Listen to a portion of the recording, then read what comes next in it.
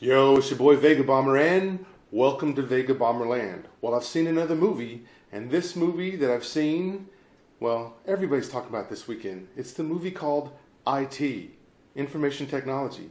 So it's about these 7 young hackers that live in this town, and that town is being attacked by this virus, this Trojan, this Hydra that's just burrowing its way into everybody's homes through their computers. And so these 7 young hackers who, very computer savvy kids, are just trying to figure out, how do we stop?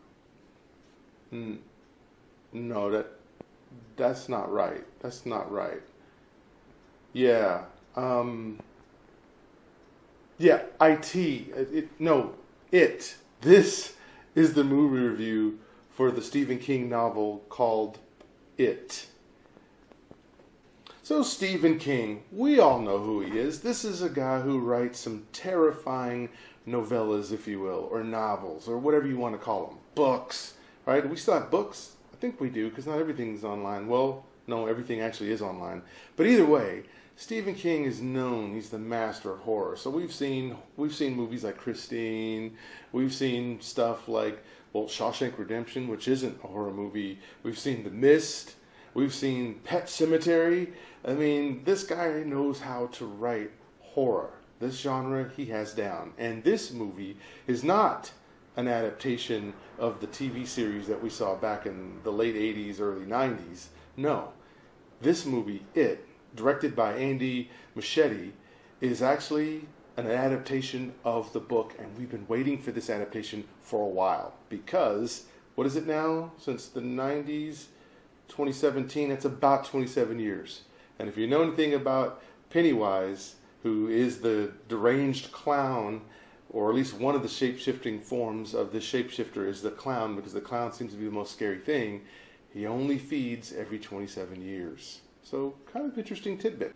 Alright, so here's the synopsis. This movie is going to remind you a lot of The Sandlot. It's going to remind you a lot of Stand By Me. It's going to remind you of The Goonies, because it's about these kids. Normally these kind of things can get a little wonky if they go off, if it becomes too much of an after-school special children's deal. But no, the nostalgia is well placed. This is set in 88, 89, and it's about this town that has this entity that shows itself up mostly as a clown, and it starts to kill all the children in that town. So these 7 misfits, or the Losers Club as they're called in this film, band together because they realize that this entity must be stopped. Because if they don't stop it, who is? Certainly not the deranged, crazy parents that are in this film.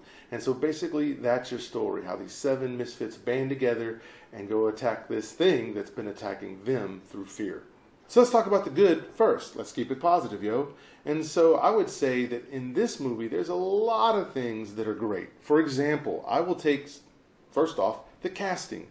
Each one of these characters, these kids that were casted to play the different folks, Stan, Mike, and Richie, and Bill, and Bev, and I think there's probably another one, Ben, the fat kid, and Stan, the Jewish kid, I thought they were all casted well, and I thought that they all were able to play their roles perfectly. I felt like the characterization, each one being different, but a misfit in his own way, it was conveyed well in this film. So the casting, definitely a huge thumb up. I also thought the story was written very well. This thing could have gotten off the rails easily and been pretty stupid or very schmarmy or very childish. So the way the script is presented here is actually pretty smart for what would be considered possibly a horror film.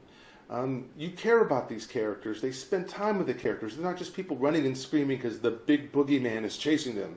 So you can actually get into the dialogue and you really care about these children because they are, in a way, being abused, or basically, even if the abuse is just absence, because the family figures there, the fathers and the moms, there's just something wrong with them in this film. And in fact, well, no, I'll save that for the spoiler review.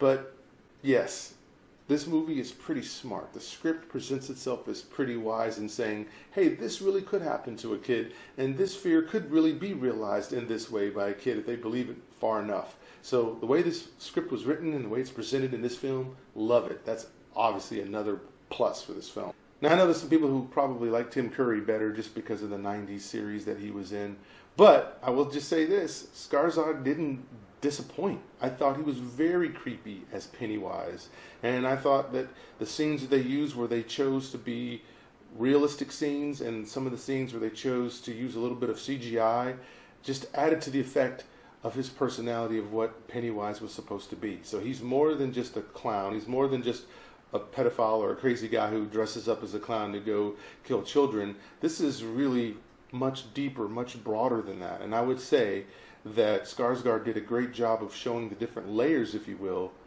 to Pennywise. So good on you there. This movie was 2 hours and 15 minutes, but it didn't feel that long. This movie starts talking about Derry, Maine, the city that these kids live in. It kind of starts to give you a little bit of history through one of the kids, the fat kid named Ben. Is it wrong to call him fat? I'm really not trying to be like sizist. I'm just trying to use it as a descriptor because that's kind of how these kids were to me. You know, there was the black kid, there was the Jewish kid, there was the fat kid, there was the kid that stuttered and Bill, there was Beverly, who was the tomboy, and then there was the germaphobe kid, and I forget his name already, but yeah, him. And then of course Richie, the foul-mouthed kid with the big thick Coke bottle glasses. I would say another pro about the film is the way the suspense was handled. Now, is this the scariest film in the world? Actually, no, it's not. In fact, there are a couple of jump scares in the movie, only probably about 2 to 3, but they're well earned. So this isn't a movie that's trying to make a living off of, hey look, black cat crosses the road. Hey look, there's a broken mirror. Hey look, there's whatever. Insert weird thing, right?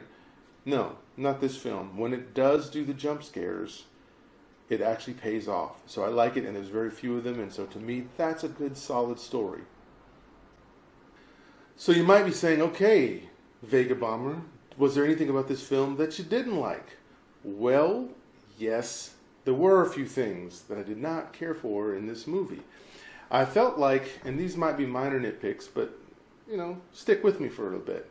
I just felt like the kids, there were 7 of them. That was a lot of kids. Now, I realize it's following the book adaptation, so sure. But it feels like that there were a couple of kids that didn't get fleshed out well enough. So to me, there was a couple of kids I didn't know very much about. They didn't get really fleshed out. And I thought Mike Hanlon played the black kid in the particular movie. I felt like he started to have some interesting understanding of the city and where they live because he's homeschooled. But I felt like that never got finished. We never got to find out more about Mike Hanlon. He just kind of showed up. He was there, and then Ben ended up being the kid that knew everything about the city. And so, in a way, I guess they just didn't want 2 kids who were very smart and very nerdy, who were into the history. So they kind of split the role between those 2.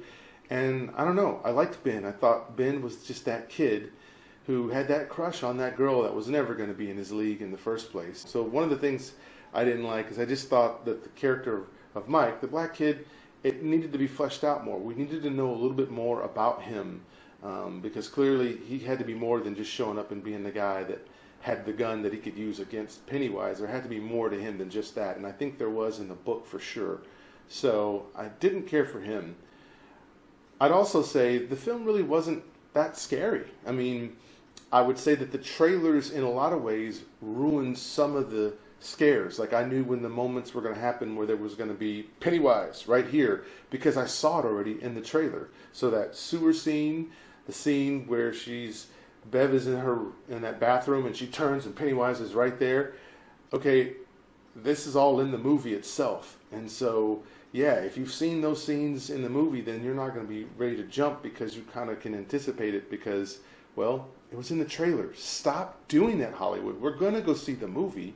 You don't have to say, no, look, look, look. It really is scary. It really is actiony. It really is dramatic. Stop it already. We're smart. We can put films together, and that's what's happening. I put this film together pretty quickly, and I think maybe that's one of the reasons why I wasn't very afraid in the movie. All right, so what's my overall rating of this film? Well, I'll just tell you this. I would say that the movie It is probably the best version of any product with It on it outside of the book. This is a good movie. It's definitely worth your time to see, and you don't have to wait to the matinee. You can pay full price to see this movie and still feel good about it. So I will just say that I think that this movie, It, is definitely blown up.